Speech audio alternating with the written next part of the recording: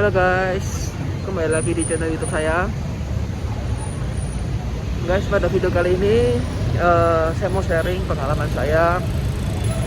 Kalau video YouTube saya biasanya mengulas tentang kesehatan, tentang diet, tapi kali ini saya mau sharing pengalaman pertama saya mengikuti sidang PKPU.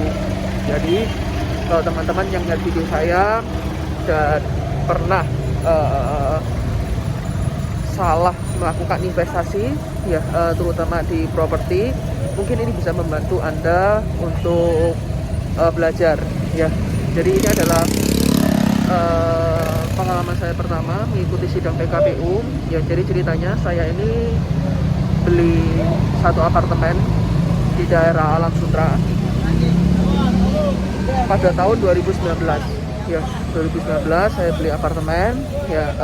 Pada waktu saya beli itu ya, padahal apartemennya bagus banget ya, luxury ya, super VVIP, dan pengembangnya dari Singapura ya. Dari Singapura, kalau nggak salah namanya PT Brewin Mesa ya. PT Brewin Mesa itu merupakan anak usahanya atau anak perusahaan dari salah satu developer properti terbesar di Singapura. Nah, singkat cerita, padahal lokasinya juga bagus, di depannya Universitas Binus, di Alam Sutera lagi, pengembang propertinya juga besar ya. Tapi terus tiba-tiba corona ya. Di corona tahun 2020 nggak ada masalah, waktu itu pembangunannya masih jalan ya. Terus tiba-tiba di 2021 bulan Januari saya mendapatkan email bahwa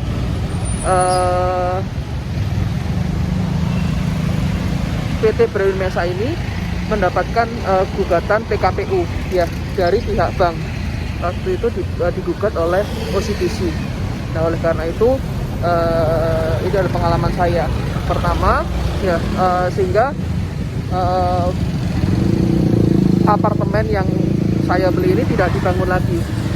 Bukan tidak dibangun lagi, berhenti dibangun karena harus mengikuti rule PKPU-nya dari OCBC. Oke. Padahal apartemen yang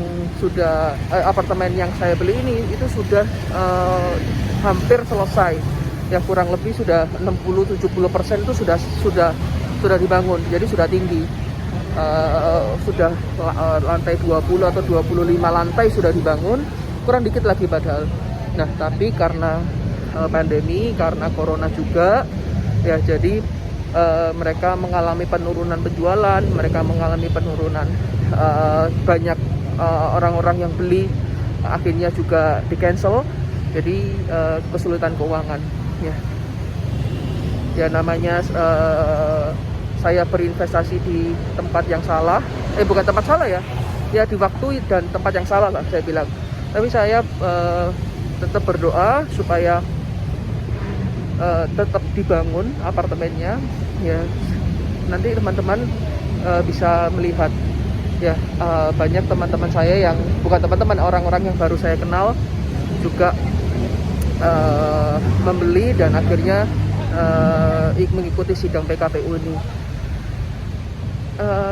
Yang saya bisa ceritakan dari video ini apa ya, mungkin PT Brewin Mesa mempunyai etikat baik untuk tetap mengusahakan membangun ya. Ya namanya juga musibah juga ya. Saya juga mengerti PT Brewin Mesa juga kesulitan dana juga. Yang mau saya katakan adalah semuanya pasti ada pembelajaran yang bisa dipetik ya. Saya pun juga belajar banyak ya, bahwa apa ya, nanti ya saya berdoa lah supaya tetap bisa dibangun, supaya tetap bisa ini. Karena apa ya, mungkin kalau teman-teman di sini juga pernah mengalami sidang PKPU ya, boleh diketik di kolom komen bahwa setidaknya pemerintah melindungi lah para konsumen ini ya, bagaimana untuk menghindari ya pengembang properti yang mungkin niatnya jelek. Memang dari awal memang mereka berniat jelek ya, mungkin cuma jual gambar aja, terus tiba-tiba akhirnya kena PKPU. Ya itu kalau pengembang properti yang abal-abal, ya mungkin ada regulasinya yang bisa melindungi. Tetapi kalau misalnya yang PT Berwin Mesa, kalau aku bilang tidak ada itikat jeleknya, ya mungkin dia apes saja, kena COVID, jadi penjualannya juga tidak bagus, ya. Tapi yang saya lihat ini adalah kasihan orang-orangnya, ya. Orang-orang yang sudah beli, ya, terutama orang-orang yang sudah berumur, ya sudah lansia, dia ini menginvestasikan uangnya banyak yang saya lihat, ya. Bayangin tuh teman-teman, banyak orang-orang tua, orang-orang lansia di umur 50 tahun, 60 tahun, ya bayangin.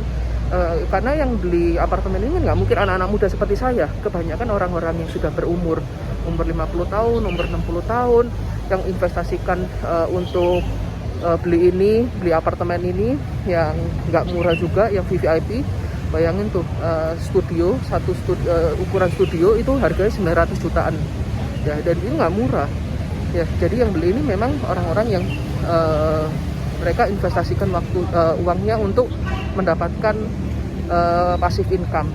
Nah, tapi orang-orang bayangin tuh di kondisi COVID seperti sekarang, ya kan, orang-orang umur 50 tahun, 60 tahun, 70 tahun yang saya yang kena sidang PKPU dan akhirnya mereka harus datang, ya, mereka harus datang ke pengadilan, mereka berjubel, ya kan, mereka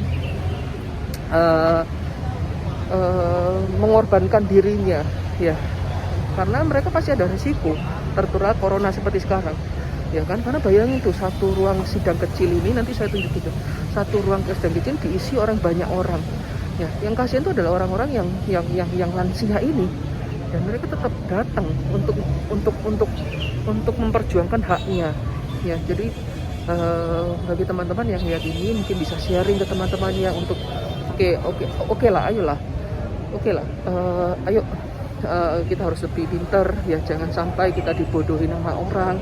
Kita berjuang, apalagi mungkin, ya, kalau saya sih nggak masalah, ya, masih muda, masih bisa cari duitnya kalau misalnya hilang pun. Tapi kalau mereka yang orang-orang tua juga kasihan, ya. Jadi saya ingin mengedukasi bahwa kalau berinvestasi pun, ya, saran saya adalah investasi ke pengembang-pengembang yang sudah ada namanya, ya. Seperti, ya, apalah yang sudah Anda kenal, yang pengembang besar, itu pesan dari saya. Dan kalaupun Anda kena PKPU, ya banyak berdoa, ya, karena apa, yang saya lihat sepengalaman saya adalah sebesar it's all about money, kita nggak bisa berbuat apa-apa, ya kan. Ini adalah permainan orang-orang besar, ya.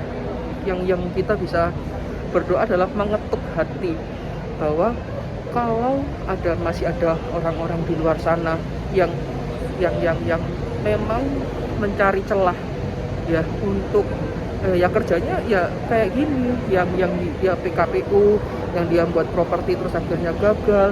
Please, ya, jangan sampai punya hati seperti itu, yang kalau saya, ya, karena apa? Karena lihat, dampaknya besar, dampaknya mungkin kalau Anda melakukan bisnis seperti ini, mungkin Anda nggak masuk penjara, mungkin Anda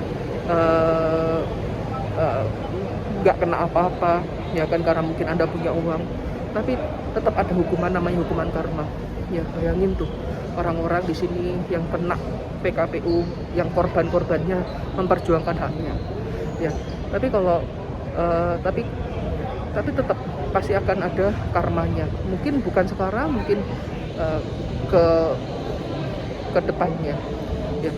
Tapi kalau misalnya seperti kasus saya, yang mungkin PT Berwin juga nggak ada niatan, ya kan, tapi terkena PKPU, ya harus dihadapi. Ya kita doakan aja supaya PT Berwin mempunyai investor baru dan lain-lain. Ya, itu yang bisa kita lakukan sebagai nasabah, ya, pengalaman saya. Jadi nggak perlu terlalu khawatir, ya berdoa, karena kita nggak bisa apa-apa, gitu.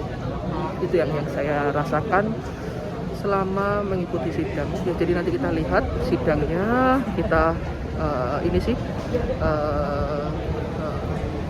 pengalaman. Oke?